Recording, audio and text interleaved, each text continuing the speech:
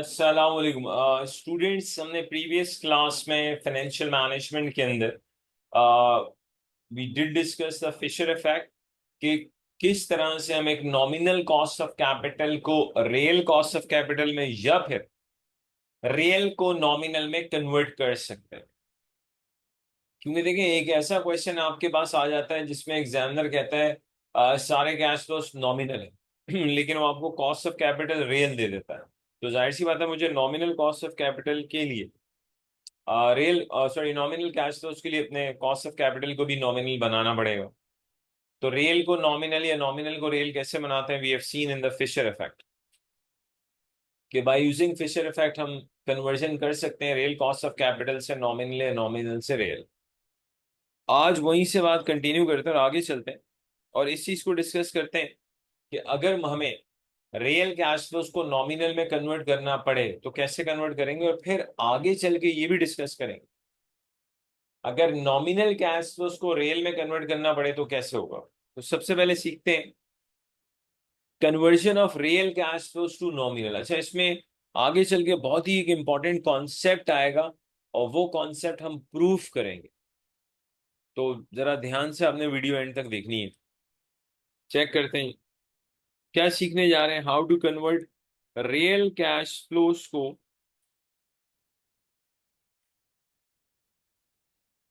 Nominal cash flow में कैसे convert करेंगे।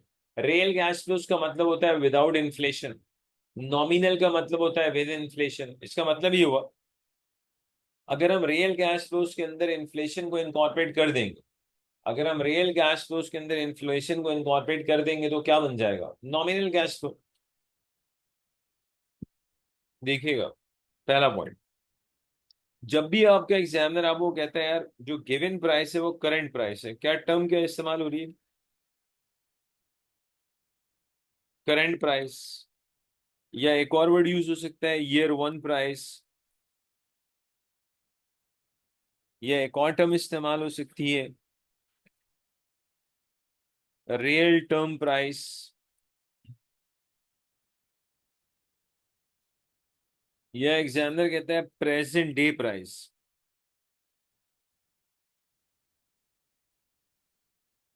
इन सब का मतलब होता है प्राइस, ये जीरो प्राइस,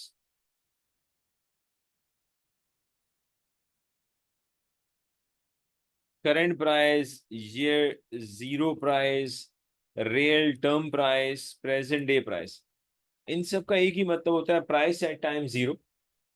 और प्राइस एट टाइम जीरो का मतलब ये कि इन्फ्लेशन पहले साल से आएगा।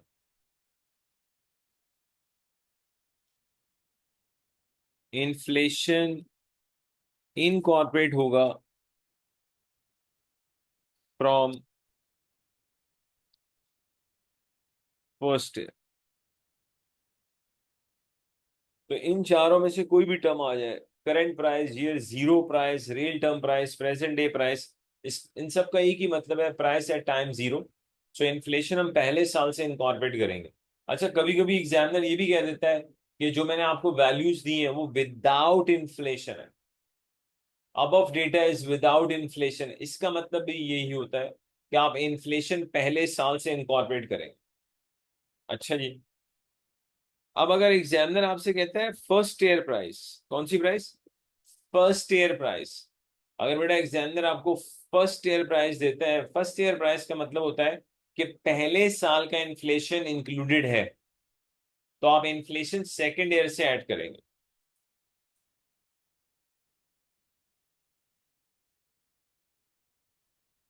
फर्स्ट ईयर प्राइस का अगर वर्ड यूज हो रहा है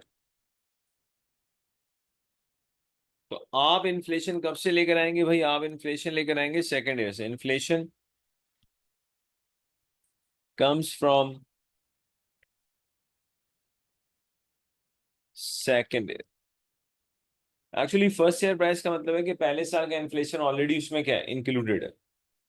आइएगा अब देखते हैं, अब सबसे इंपॉर्टेंट स्टेप सीखना है कि यार इन्फ्लेशन को ना किस तरह से इंक्लूड किया जाता है, रियल कैश फ्लोस में किस तरह से इन्फ्लेशन को एड ऑन करेंगे ताकि हम रियल कैश फ्लोस को नॉमिनल बना सकें। अब यहाँ भी ना मतलब सरप्राइजिंगली आई वुड से कि कुछ स्टूडेंट मिस्टेक कर देते हैं, हालांकि करनी नहीं चाहिए। जितनी वैरायटी हो सकती है ना फाइनेंशियल मैनेजमेंट में, रियल कैश फ्लोज को नॉमिनल में कन्वर्ट करने की, वो सारी वैरायटी अभी हम 5 मिनट में इंशाल्लाह डिस्कस कर लेंगे। देखते हैं क्या। पहला स्मॉल सा क्वेश्चन लेते हैं भाई, टाइम लिया। T1, T2, T1 मीन्स पहला साल, फिर दूसरा, फिर तीसरा, फिर चौथा। करंट प्राइस का मतलब होता है price at time zero. Current price ले लेते हैं भाई, 100, 100, 100 एंड 100।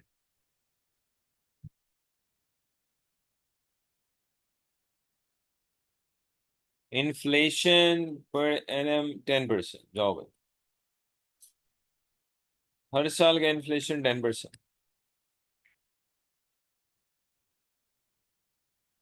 रिक्वायरमेंट है हमें नॉमिनल प्राइस निकालनी।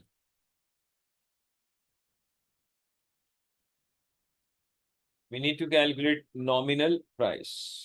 चेक करते हैं भाई नॉमिनल प्राइस कैसे आएगी। तो वेरी सिंपल है जी। इस 100 को अगर मैं मल्टीप्लाई कर दूं 1.1 से, 110 आ गया।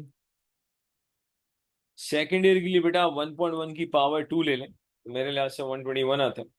अगर मैं 100 को 1.1 की पावर 2 से मल्टीप्लाई करूं, यस आई एम गेटिंग 121।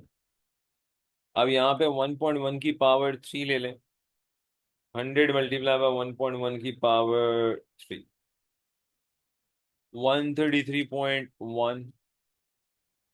और यहाँ पे आप सिंपली 1.1 की पावर 4 ले लेंगे, 100 मल्टीप्लाई बाय 1.1 की पावर 4,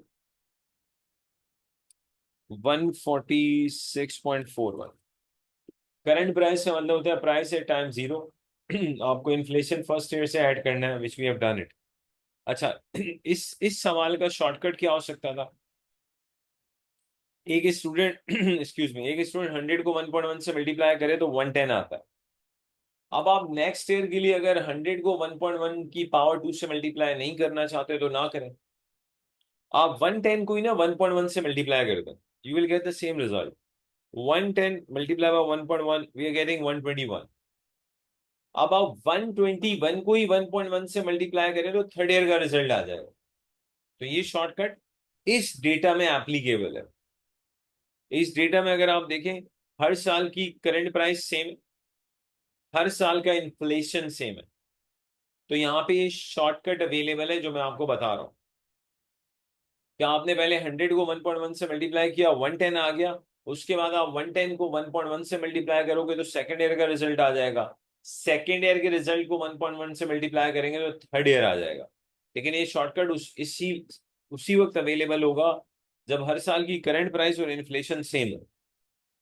नेक्स्ट क्वेश्चन देखते हैं, क्वेश्चन 2 या एग्जाम्पल 2, कुछ भी कह लो।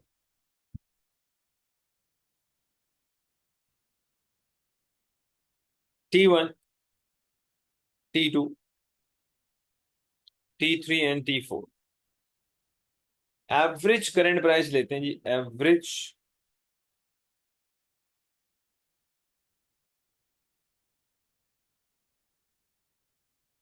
Current price. लेट्स से 100, 110.5, 112.5 और लेट्स से 108.5।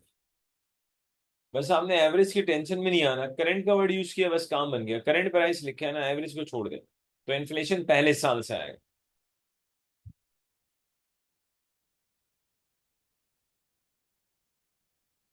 इन्फ्लेशन है भाई 12% पर एनम। हर साल का इन्फ्लेशन 12%। और रिक्वायरमेंट वही सिंपल है, we need to calculate nominal prices. हमें नॉमिनल प्राइस कैलकुलेट करनी है।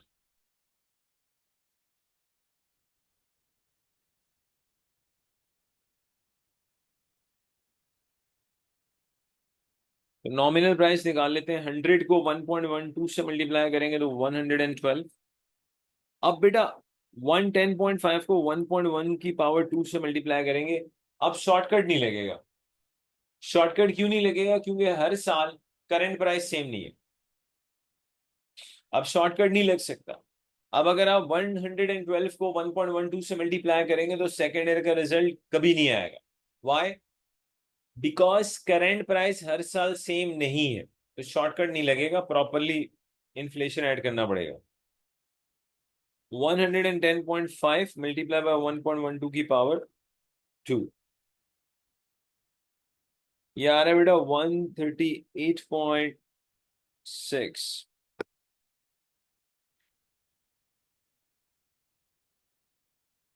तो यहाँ पे शॉर्टकट नहीं आ सकता क्योंकि करंट प्राइस हर साल डिफरेंट है। 112.5 की मल्टीप्लाई बाय 1.12 की पावर 3, 158 कर लेते हैं। इससे 1.12 की पावर 4 से मल्टीप्लाई करें, 108.5 मल्टीप्लाई बाय 1.12 की पावर 4, 170.727 कर लो। तो बेटा ये रीचेक कर लेते हैं। 108.5 मल्टीप्लाई बाय 1.12 की पावर 4, ठीक है जी। इस क्वेश्चन में शॉर्टकट नहीं लग सकता, यहाँ पे आपको प्रॉपरली इन्फ्लेशन ऐड करना पड़ेगा क्योंकि हर साल की एवरेज करंट प्राइस अलग है। प्रीवियस क्वेश्चन में शॉर्टकट वाज अवेलेबल क्योंकि वहां करंट प्राइस हर साल सेम थी। एक और वैरायटी देखते हैं, और मैं चाहूंगा इस वैरायटी को आप पहले वीडियो को पॉज करें, अटेम्प्ट करें और चेक करें, फिर अनपॉज करके क्या आपने किया क्या है। फिर सर मैंने कुछ भी नहीं किया, यही तो बात है बेटा, कुछ तो करना होता है।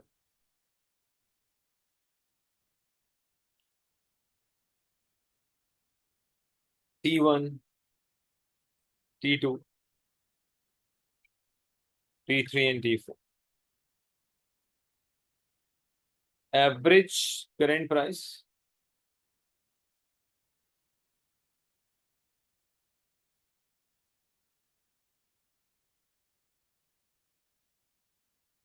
let's say we have 100, 122, 126, 124, ये आ गई average current price. Inflation per annum,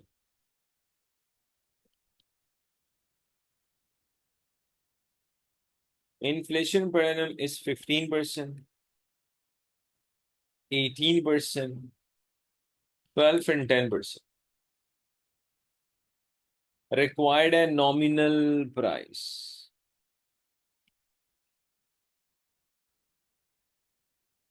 अब बेटा बहुत ध्यान से इसको देखिएगा, आई होप कि आप अटेम्प्ट कर चुके हैं और फिर इसे देख रहे हैं। अब किस तरह से इन्फ्लेशन ऐड होगा? 100 को तो 1.15 से मल्टीप्लाई करें, 115। अब 122 को 1.18 की पावर 2 से मल्टीप्लाई नहीं कर सकते, गलत। अगर किसी बच्चे ने इससे 1.18 की पावर 2 से मल्टीप्लाई किया तो गलत है। इसे क्यों गलत है? देखो पावर वाला इशू तब आता है जब इन्फ्लेशन हर साल सेम है। यहाँ तो इन्फ्लेशन हर साल क्या है, डिफरेंट है, पावर नहीं आ सकती। अब किस तरह से सेकेंड ईयर की वैल्यू को इन्फ्लेट करेंगे? पहले 122 को 1.15 से मल्टीप्लाई करेंगे, फिर 1.18 से मल्टीप्लाई करेंगे। पावर नहीं आ सकती। प्रीवियस दोनों एग्जाम्पल्स में पावर इसलिए आ रही थी क्योंकि इन्फ्लेशन हर साल सेम था। यहाँ पे इन्फ्लेशन डिफरेंट है, पावर नहीं। दो दफा पहले देखें, पावर 2 होती थी तो 2 दफा इन्फ्लेशन इनकॉर्पोरेट होता था। सेकेंड ईयर है, करंट प्राइस है, इन्फ्लेशन 2 दफा आएगा, बस पावर नहीं आ सकती। पहले फर्स्ट ईयर का इन्फ्लेशन आएगा विच इज 15%, फिर सेकेंड ईयर का इन्फ्लेशन आएगा विच इज 18%। तो याद रखिएगा यहाँ पे पावर नहीं आ सकती क्योंकि हर साल का इन्फ्लेशन का रेट क्या है, डिफरेंट है। 122 multiply by 1.15 into 1.18,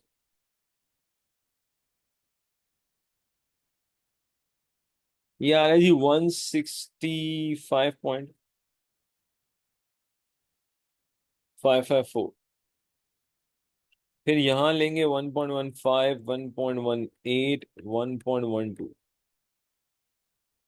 so 126 into 1.15, 1.18, 1.12,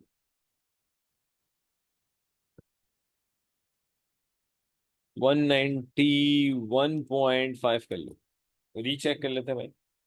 126 multiply by 1.15 multiply by 1.18 multiply by 1.12, सही। 1.15, 1.18, 1.12, 1.1, 124, 1.15, 1.18, 1.12, 1.1। बेटा मेरे पास आ रहा है 207.3। रीचेक। 124 मल्टीप्लाई बाय 1.15 into 1.18, 1.12, 1.1, ठीक हो गई। तो बेटा हमने सारी की सारी जो वैरायटी है ना, किस किस तरह से एग्जामिनर पूछ सकता है, इनफैक्ट एक आध हमने उससे ज्यादा ही डिस्कस कर ली। अब आपको बहुत अच्छे से पता लग जाना चाहिए how do we incorporate inflation. Plus एक चीज ऑलरेडी पढ़ चुके हैं, अगर एग्जामिनर फर्स्ट ईयर प्राइस देता है तो इसका मतलब ये होता है कि फर्स्ट ईयर का इन्फ्लेशन ऑलरेडी एडेड है। आपको इन्फ्लेशन सेकेंड ईयर से लेकर आना है। फर्स्ट ईयर प्राइस का मतलब यूं ले लें, अगर आपको ये कहता है यार ये 2025 प्राइस है, इसका मतलब है 2025 तक के सारे इन्फ्लेशन आ चुके हैं। अब नया इन्फ्लेशन आएगा तो 26 से ऑनवर्ड्स आएगा। अब एक बहुत ही इंपॉर्टेंट कॉन्सेप्ट मुझे प्रूफ करके समझाना है, तो ध्यान से चीजें देखिएगा कि क्या सीखने जा रहे हैं। I want to prove that. Let's say एक बहुत ही स्मॉल सा आपको डेटा दिया जा रहा है, time T1 T2, cash flow ले लेते हैं भाई 100 and 200।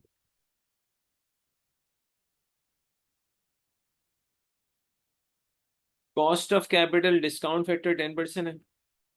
10% पे पहले साल का फैक्टर होता है 0.909, दूसरे साल का होता है 0.826।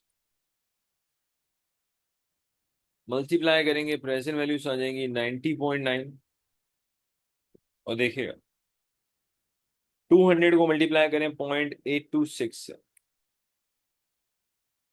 165.2। ये सर हमने किया, हमने कुछ भी नहीं किया। हमें दो कैश फ्लोज गिवन थे, डिस्काउंट फैक्टर या कॉस्ट ऑफ कैपिटल गिवन था, प्रेजेंट वैल्यूज निकाल ली। अब देखिएगा सेम कैश फ्लोज है, T1 T2, cash flow 100 and 200।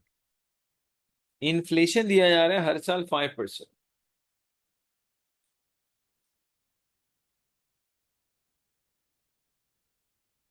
इसको मैंने 1.05 से मल्टीप्लाई किया, इससे हमने मल्टीप्लाई किया 1.05 के स्क्वायर से, तो ये नॉमिनल कैश फ्लोज बन जाएंगे।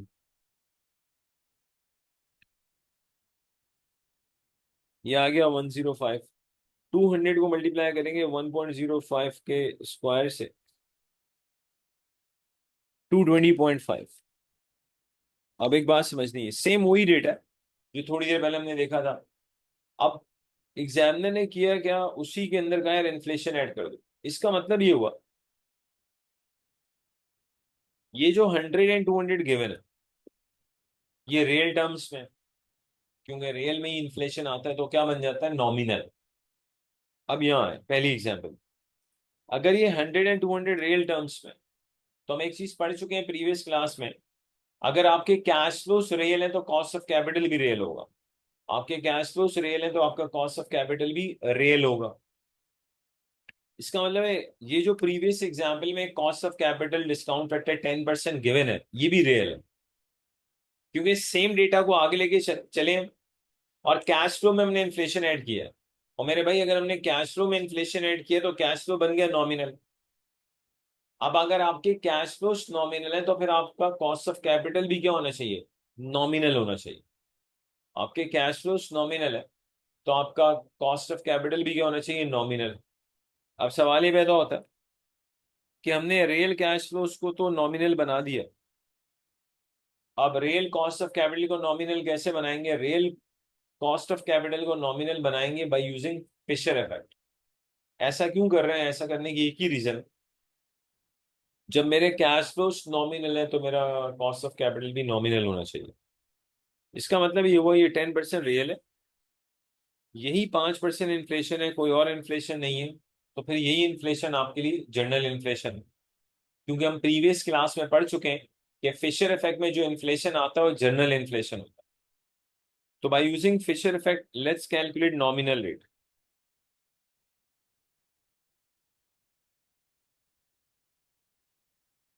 रियल 10% है तो 1.1 इंटू 1.05 -1, ये बेटा आपके पास नॉमिनल रेट आएगा 15.5%। तो हमारा जो कॉस्ट ऑफ कैपिटल आता है nominal, that is 15.5%। Nominal cost of capital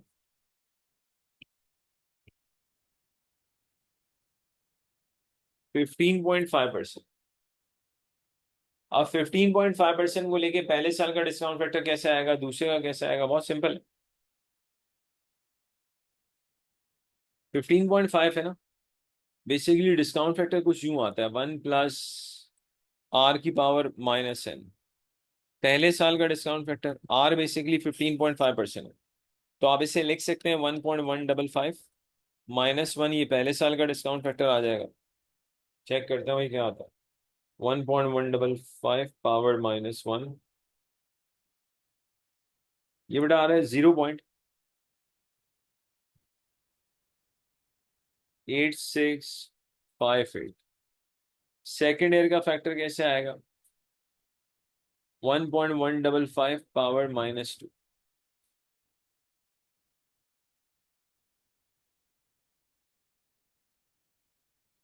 ये आ रहा है 0.7496। आ जाए भाई, पहले साल आया था 0.8658, सेकेंड ईयर में आया है 0.7496। Let's multiply and see the magic. 105 multiply by 0.8658, ये मैं बस 90.9 आ रहा है। 220.5 को मल्टीप्लाई कर दिया 0.7496 से, ये 165.2 आ रहा है। अगर आप देखें ये वही प्रेजेंट वैल्यूज आ रही हैं जो पहले आ रही। अब बहुत ध्यान से सुनिएगा, फाइनेंशियल मैनेजमेंट के अंदर अक्सर एमसीक्यूज के अंदर एक चीज पूछी जाती है, मैं उसके लिए प्रूफ किया। एक चीज तो आप देख लें बहुत ध्यान से, अगर सिंगल इन्फ्लेशन रेट हो, सिंगल इन्फ्लेशन रेट हो जो कि तमाम कैश फ्लोस में भी इंक्लूड हो और कॉस्ट ऑफ कैपिटल में भी आए, यानी कि जनरल इन्फ्लेशन रेट है लेट्स से पूरे question, which is added to the cash flows as well as cost of capital, कोई फर्क नहीं पड़ता आप एनपीवी रियल कैश फ्लोस को लेके निकालें या nominal, you will get the same result. लेकिन कंडीशन क्या है? There has to be a single inflation rate, तमाम कैश फ्लोस में भी वही इन्फ्लेशन ऐड हो, इनकॉर्पोरेटेड हो, और वही इन्फ्लेशन कॉस्ट ऑफ कैपिटल के अंदर भी इंक्लूडेड हो। Then there is no difference in the present value, there is no difference in the NPV. Either आप रियल कैश फ्लोस को लेके काम करें या नॉमिनल, आप देख सकते हैं ऐसा हो रहा है। जब हमने रियल टर्म्स में प्रेजेंट वैल्यू निकाली और नॉमिनल में निकाली, दी रिजल्ट इज सेम। अब एग्जामिनर अक्सर सवाल पूछता है कि यार अगर सिंगल इन्फ्लेशन रेट है, थ्योरी में पूछ रहा होता है एमसीक्यूज के अंदर, कि सिंगल इन्फ्लेशन रेट है जो कि कैश फ्लोस में भी आ रहा है, कॉस्ट ऑफ कैपिटल में भी आ रहा है, एनपीवी पे क्या इंपैक्ट पड़ेगा? कोई इंपैक्ट नहीं पड़ेगा। या वो कहता है प्रेजेंट वैल्यू पे क्या फर्क पड़ेगा? कोई फर्क नहीं पड़ेगा। तो जब सिंगल इन्फ्लेशन रेट हो, जिस तमाम कैश फ्लोस में भी वही इन्फ्लेशन आ रहा हो और कॉस्ट ऑफ कैपिटल में भी सेम इन्फ्लेशन रेट इनकॉर्पोरेटेड हो, कोई डिफरेंस नहीं होता प्रेजेंट वैल्यू में, चाहे आप रियल टर्म्स में काम करें या नॉमिनल में। अब यहाँ एक और चीज सीख लें। अब अगर आपसे कोई पूछे यार ये बता दो कब नॉमिनल टर्म्स में एनपीवी निकालना लाजमी है। यहां तो बात प्रूव हो गया ना कि चाहे रियल कैश फ्लो उसमें काम करें या नॉमिनल में, सिंगल इन्फ्लेशन रेट के अंदर कोई फर्क नहीं पड़ेगा प्रेजेंट वैल्यू को। नेक्स्ट क्वेश्चन ये कि लॉजिकली कब नॉमिनल टर्म्स में एनपीवी निकालना लाजमी है, तो इसका आंसर ये है कि when ever in the question you will have more than one inflation rate, एक से ज्यादा इन्फ्लेशन रेट है, नॉमिनल टर्म्स में एनपीवी निकालना लाजमी है। क्योंकि रियल टर्म्स और नॉमिनल टर्म्स में एनपीवी सेम उसी वक्त आएगी जब सिंगल इन्फ्लेशन रेट हो। तो क्वेश्चन में अगर एक से ज्यादा इन्फ्लेशन रेट्स हैं तो अब आपको एनपीवी लाजमी नॉमिनल टर्म्स में निकालनी है। अब रियल टर्म्स और नॉमिनल टर्म्स की प्रेजेंट वैल्यू बराबर नहीं होगी। तो अगर आपसे कोई पूछे यार नॉमिनल टर्म्स में एनपीवी निकालना कब लाजमी होती है, तो उसका आंसर क्या है? लॉजिकल, जब एक से ज्यादा इन्फ्लेशन रेट होंगे तो फिर आपको एनपीवी किस में निकालनी है? नॉमिनल टर्म्स में। अब सुनना, काफी पहले एक सवाल आया था, किसी जूनियर अकाउंटेंट ने पहले से एनपीवी निकाली थी और उसने कहा था मैंने एनपीवी रियल टर्म्स में निकाली है। उसने कहा इवन तो बहुत से इन्फ्लेशन रेट्स गिवन है, लेकिन मैंने वो सारे इन्फ्लेशन रेट इग्नोर कर दिए ताकि मेरे कैश फ्लो रियल हो जाए और मैंने कॉस्ट ऑफ कैपिटल भी रियल लिया है। तो ये इनकरेक्ट है भाई, क्योंकि जब एक से ज्यादा इन्फ्लेशन रेट हो तो फिर इन्फ्लेशन का कैश फ्लो में इनकॉर्पोरेट करना लाजमी है। फिर कोई ये कह यार मैंने इन्फ्लेशन इग्नोर करके एनपीवी निकाल ली है रियल टू रियल, गलत। मैं अपनी बात को रिपीट करके आगे चलता हूँ भाई। अगर एक से ज्यादा इन्फ्लेशन रेट होंगे, एनपीवी नॉमिनल टर्म्स में निकालना लाजमी है। सिंगल इन्फ्लेशन रेट हो फिर कोई फर्क नहीं पड़ता, आप एनपीवी रियल टर्म्स को लेके निकालें या नॉमिनल। अब आगे निकले भाई। नेक्स्ट, फिलहाल हम क्या डिस्कस कर रहे हैं भाई? हमने प्रीवियस क्लास से स्टार्ट कर लिया था एनपीवी के रूल्स। ठीक है जी। अब एनपीवी कैलकुलेट करने का एक और बड़ा इंपॉर्टेंट रूल है जो हमें पता होना चाहिए, कॉन्सेप्ट है। What is that? देखें जी, जब हम किसी प्रोजेक्ट में इन्वेस्टमेंट करते हैं, जब हम किसी प्रोजेक्ट में इन्वेस्टमेंट करते हैं तो ऐसा नहीं होता कि आपकी सारी इन्वेस्टमेंट सिर्फ एक प्रॉपर्टी प्लान एंड इक्विपमेंट में हो। ऐसा नहीं होता। जब हम किसी प्रोजेक्ट में इन्वेस्टमेंट करेंगे तो हमें इन्वेस्टमेंट सिर्फ नॉन करेंट एसेट में नहीं करनी, we have to make investment in working capital as well. Repeat, जब हम इन्वेस्टमेंट की बात करते हैं तो इन्वेस्टमेंट सिर्फ नॉन करेंट एसेट में नहीं होती, हमें वर्किंग कैपिटल में भी इन्वेस्टमेंट करनी होती है। वैसे तो सिंपल सा वर्किंग कैपिटल का मतलब होता है, वर्किंग कैपिटल का मतलब है current asset minus current liabilities. FM के अंदर एक कंप्लीट टॉपिक है जो आगे चल के इंशाल्लाह हम पढ़ेंगे, वर्किंग कैपिटल मैनेजमेंट। लेकिन फिलहाल हमें वर्किंग कैपिटल का स्मॉल सा कॉन्सेप्ट इन्वेस्टमेंट अप्रेजल के लिए सीख रहे हैं। वो क्या है बेटा? यहाँ पे एक छोटा सा कॉन्सेप्ट सीख लें। वो उस कॉन्सेप्ट का नाम है working capital can never be consume. जिसकी मीनिंग ये कि आप जितना भी वर्किंग कैपिटल में इन्वेस्ट करोगे, प्रोजेक्ट के एंड में सारा रिकवर हो जाएगा। इसी एजम्पशन पे हम काम करते हैं।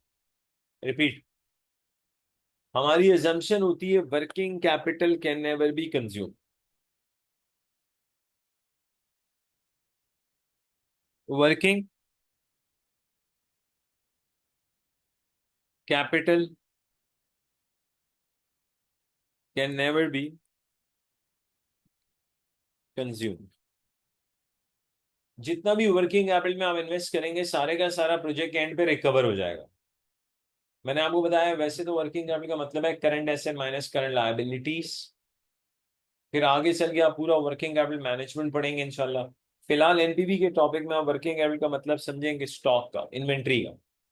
और हम ये कह रहे हैं यार प्रोजेक्ट के एंड में सारा वर्किंग कैपिटल रिकवर हो जाएगा। पहले ये देख लेते हैं सारा वर्किंग कैपिटल रिकवर होना क्या मतलब है। फिर मैं आपको एक आध एग्जाम्पल भी दूंगा जिससे थोड़ा आप विजुअलाइज कर सकें, देख सकें कि हाँ यार ऐसा भी हो सकता है कि प्रोजेक्ट एंड हो और पूरा वर्किंग कैपिटल क्या हो जाए? रिकवर हो जाए। इस पे मैं आपको एक बड़ी जबरदस्त स्टोरी सुनाऊंगा राजू की।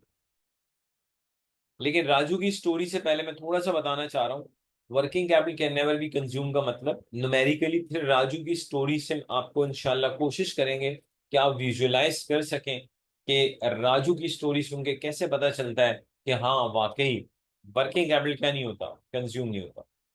पहले यहां देखो, लेट्स से एक प्रोजेक्ट है, मान लो, जिसकी लाइफ है 4 years। Working capital can never be consume का मतलब है,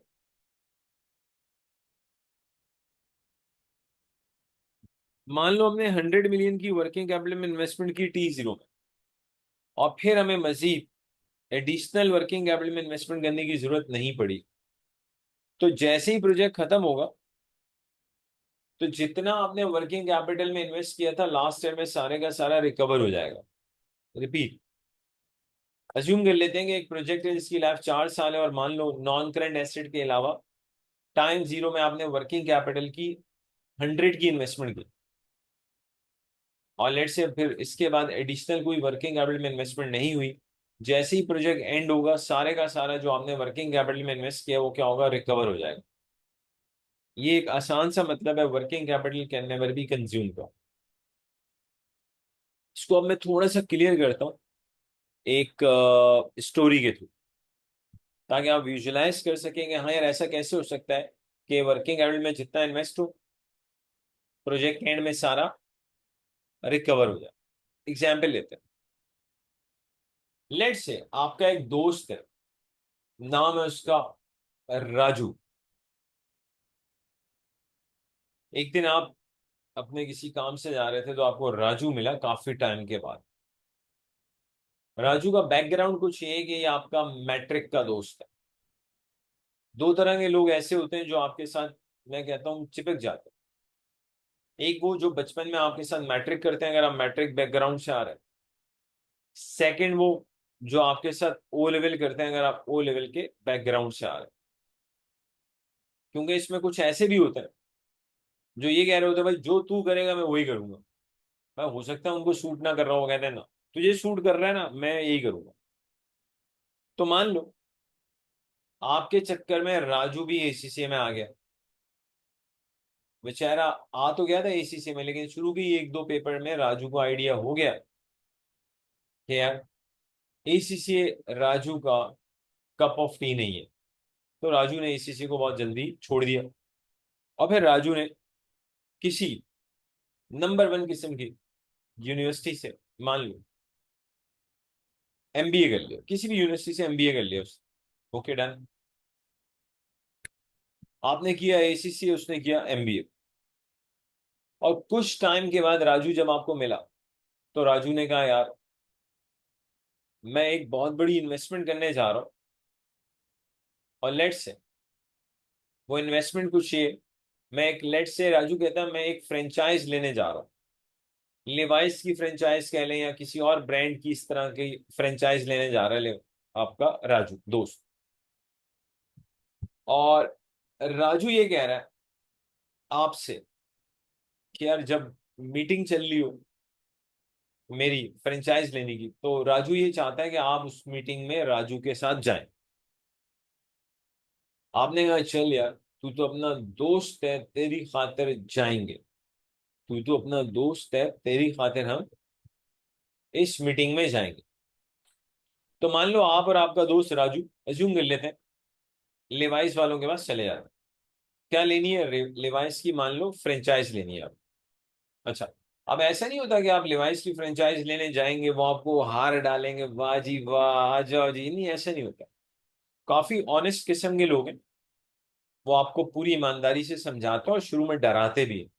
ये इतना आसान नहीं है कि आप आए और फ्रेंचाइज लें और अगले दिन मेरे भाई नोट ही नोट, ऐसा कुछ नहीं। ये उनका एक बड़ा अच्छा सेंटेंस भी है। वो कहते हैं रिटेल इज डिटेल।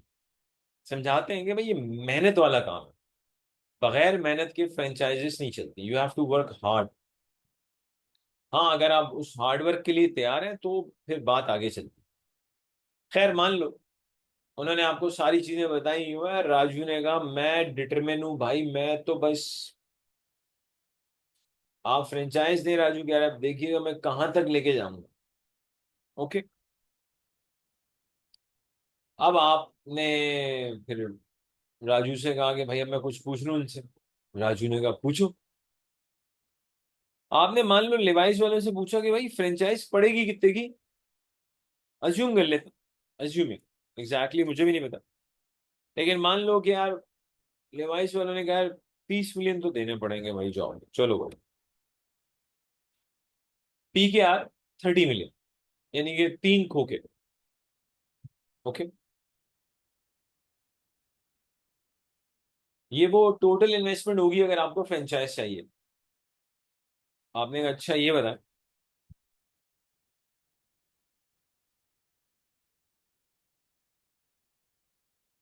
आपने अगला सवाल डिवाइस वालों से ये पूछा कि सर ये जो 30 मिलियन की हमारी इन्वेस्टमेंट होगी इसका ब्रेकअप क्या,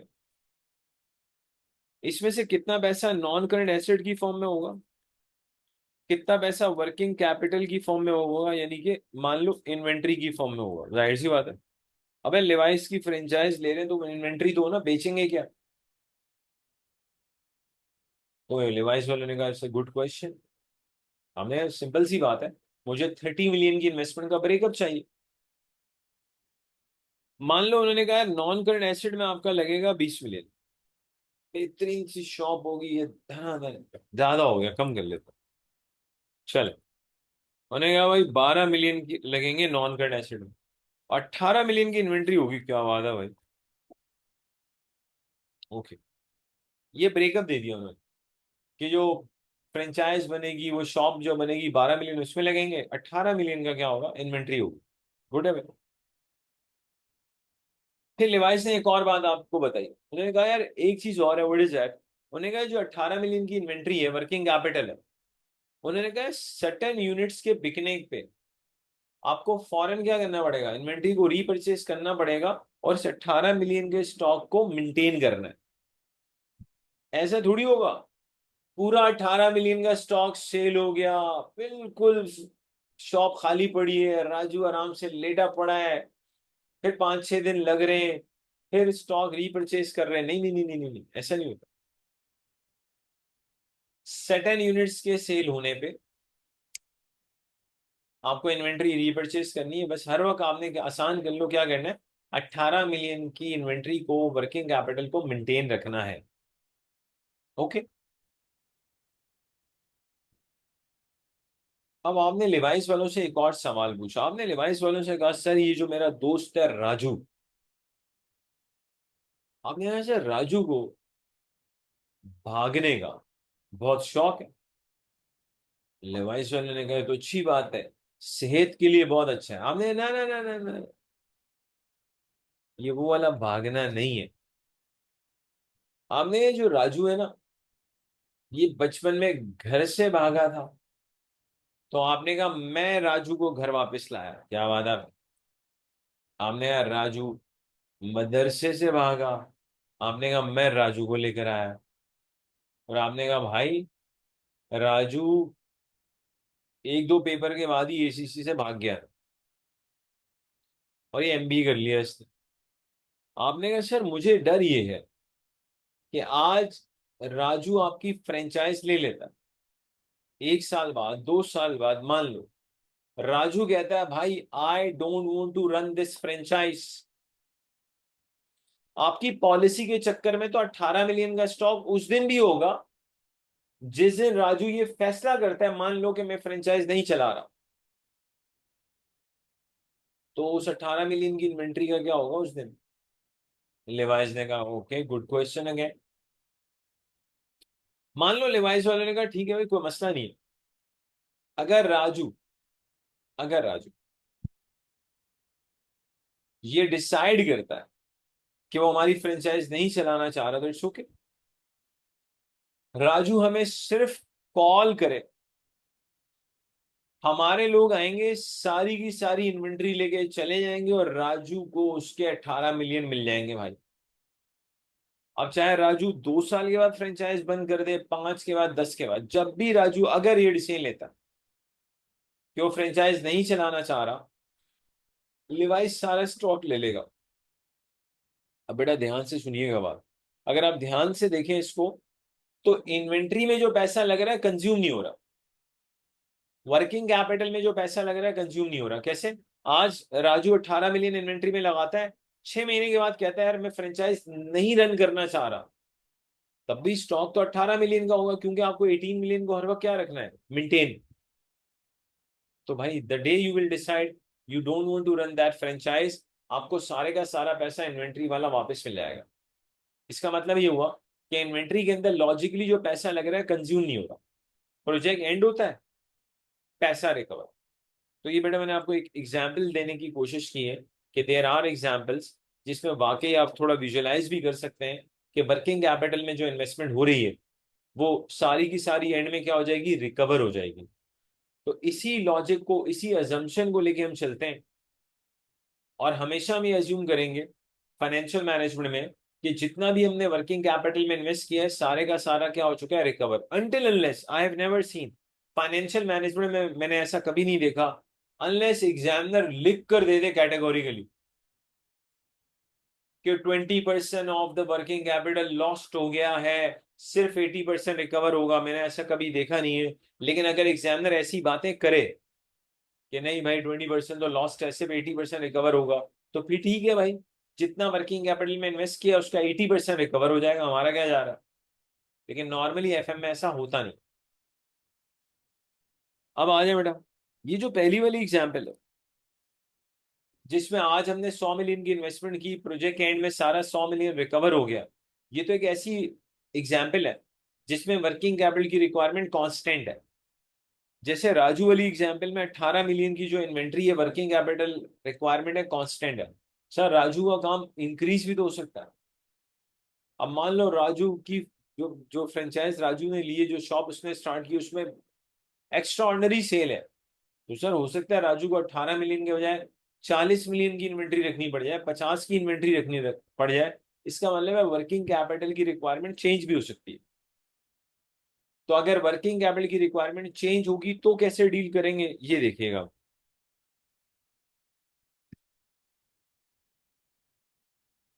T0, T1, T2, T3, T4। और मेरी वर्डिंग्स पे ध्यान देना, वर्डिंग्स पे। लेट से एग्जामिनर कहता है स्टार्ट ऑफ T1 में वर्किंग कैपिटल चाहिए 1000, स्टार्ट ऑफ T2 में वर्किंग कैपिटल चाहिए 1200, स्टार्ट ऑफ T3 में वर्किंग कैपिटल चाहिए 1500, और स्टार्ट ऑफ T4 में वर्किंग कैपिटल चाहिए 1600। अब जब हम सॉल्व करते हैं तो प्लीज देखिएगा, हम लिखेंगे working capital and slash recovery. अब सबसे पहले सुनिएगा, जब भी एग्जामिनर कहेगा स्टार्ट ऑफ T1 में 1000 चाहिए, तो T1 के लिए लॉजिकली वर्किंग कैपिटल में इन्वेस्टमेंट होगी T0 में, तो 1000 आप T0 में इन्वेस्ट करोगे। T2 के लिए एक्चुअली इन्वेस्टमेंट होगी, T2 का स्टार्ट का मतलब है एंड ऑफ T1, T2 के स्टार्ट का मतलब है एंड ऑफ T1, तो T2 के स्टार्ट के लिए एक्चुअली इन्वेस्टमेंट कब होगी, एंड ऑफ T1 में। 1000 आप ऑलरेडी इन्वेस्ट कर चुके हैं, 1000 से 1200 पे जाना है, एडिशनल 200 आएगा, इंक्रीमेंटल पे काम करेंगे क्योंकि 1000 ऑलरेडी इन्वेस्टेड है। मान लो राजू की शॉप में 18 मिलियन की इन्वेंट्री ऑलरेडी पड़ी है, उसको इन्वेंट्री को 20 पे लेके जाना है, तो 18 तो ऑलरेडी इन्वेस्ट कर चुका है ना, एडिशनल कितना लगाएगा, 2 मिलियन। ओके, अब 1200 से 15 पे जाना है, तो एडिशनल कितना आएगा, 300। 1500 से 1600 पे जाना है, एडिशनल कितना आएगा, 100। Plus working capital can never be consume, जितना भी वर्किंग कैपिटल में इन्वेस्ट किया है सारे का सारा एंड में क्या होगा, रिकवर। तो लास्ट में 1600 का इनफ्लो आ जाएगा। आप इन सबको नेट ऑफ करेंगे तो आंसर 0 आएगा। So what ever be invest in the working capital and में सारे का सारा क्या होता है, रिकवर। अब एक और सवाल कि सर जरूरी थोड़ी है कि वर्किंग कैपिटल की रिक्वायरमेंट बढ़े, वर्किंग कैपिटल की रिक्वायरमेंट कम भी हो सकती है, बिल्कुल हो सकती है। भाई मान लो ना 18 मिलियन से राजू चला गया 25 मिलियन पे, हो सकता है फिर 25 से 20 पे चला जाए, हो सकता है 25 से 24 पे चला जाए। तो सुनिएगा, अगर वर्किंग कैपिटल की रिक्वायरमेंट बढ़ती है तो आउटफ्लो, अगर बेटा वर्किंग कैपिटल की रिक्वायरमेंट कम होगी तो उसको इनफ्लो शो करेंगे। एक और एग्जांपल ले ले समझाने के लिए। T0, T1, T2, T3, T4, again wordings पे ध्यान दीजिएगा। Start of T1, start of T1 working capital लग रहा है 1000, start of T2 1500, start of T3 1300, start of T4 let's say 1500। अब आ जाए working capital and recovery. Start of T1 के लिए इन्वेस्टमेंट होगी T0 पे, स्टार्ट ऑफ T2 के लिए इन्वेस्टमेंट होगी एंड ऑफ T1 पे। उसकी वजह है एनपीवी की जब कैलकुलेशन होती है तो एनपीवी में हम जनवरी एंड दिसंबर शो नहीं कर सकते। एनपीवी में हर चीज हम अज्यूम करते हैं एंड ऑफ द ईयर हो रही है। तो बेटा स्टार्ट ऑफ T2 के लिए इन्वेस्टमेंट होगी एंड ऑफ T1 में। 1000 से मैं जाऊंगा 1500, 500 की एडिशनल इन्वेस्टमेंट। अब आप देखिए 1500 से आप 13 पे जा रहे हो, रिक्वायरमेंट बढ़ नहीं रही कम हो रही है, रिक्वायरमेंट बढ़ नहीं रही कम हो रही है। अब आउटफ्लो नहीं होगा, इनफ्लो होगा। कितने का? 200 का। क्योंकि हम 1500 से किस पे जा रहे हैं? 13। रिक्वायरमेंट बढ़ती है तो आउटफ्लो, कम होती है तो इनफ्लो। अब आप 13 से 15 पे जा रहे हो, दोबारा 200 का क्या आ जाएगा? आउटफ्लो। और एंड में working capital can never be consume, जितना भी आपने इन्वेस्ट किया है सारा रिकवर हो जाएगा और टोटल का आंसर 0 होगा। आप इन सबको नेट ऑफ करके देखें। अगर आप देखें 1000 नेगेटिव, 500 नेगेटिव, 200 नेगेटिव, फिर 200 पॉजिटिव, 1500 पॉजिटिव, टोटल आंसर 0 आएगा। So simply working capital can never be consume. जितना भी आप वर्किंग कैपिटल में इन्वेस्ट करेंगे सारा रिकवर हो जाएगा। फाइनल एक पॉइंट पे क्लास को एंड करते हैं। What is that? बेटा याद रखिएगा, वर्किंग कैपिटल की नेचर करंट एसेट की होती है। वर्किंग कैपिटल की नेचर करंट एसेट की होती है और करंट एसेट पे टैक्स नहीं देते, टैक्स टैक्सेबल प्रॉफिट पे देते। वर्किंग कैपिटल की नेचर करंट एसेट की होती है और करंट एसेट पे टैक्स नहीं देते, टैक्स टैक्सेबल प्रॉफिट पे देते हैं। इसीलिए याद रखिएगा एनपीवी के क्वेश्चंस में वर्किंग कैपिटल के साथ हमेशा टैक्स पेमेंट के बाद डील करेंगे। पहले टैक्स पेमेंट निकाल लो, बाद में डील करो किसके साथ? वर्किंग कैपिटल के साथ। क्योंकि बेटा अगर आपने वर्किंग कैपिटल के साथ टैक्सेबल प्रॉफिट निकालने से पहले डील किया तो फिर आपका टैक्सेबल प्रॉफिट गलत हो जाएगा। मैं अपनी बात को रिपीट कर रहा हूं। वर्किंग कैपिटल की नेचर होती है करंट एसेट की, एंड वी डू नॉट पे tax on current asset. Tax दिया जाता है टैक्सेबल प्रॉफिट पे। बस एक चीज याद रखनी है, एनपीवी के क्वेश्चंस में हमेशा वर्किंग कैपिटल के साथ डील करेंगे after you have calculated the tax payments, ताकि आपकी टैक्स पेमेंट गलत ना हो, ताकि आपका टैक्सेबल प्रॉफिट गलत ना हो। तो क्लास को यहीं पे एंड करते हैं। नेक्स्ट क्लास में इंशाल्लाह हम एक दो और रूल्स हैं एनपीवी के, वो डिस्कस करते हुए इंशाल्लाह हम एनपीवी के क्वेश्चंस स्टार्ट कर लेंगे। तो नेक्स्ट क्लास से इंशाल्लाह आपके एनपीवी के पहले एक दो एग्जांपल्स, फिर हम इंशाल्लाह एनपीवी के किट्स से, पास पेपर्स से, एसीसी स्टडी हब से सवालात स्टार्ट कर देंगे इंशाल्लाह। So thank you very much जी इसे देखने के लिए। मिलते हैं नेक्स्ट क्लास में इंशाल्लाह।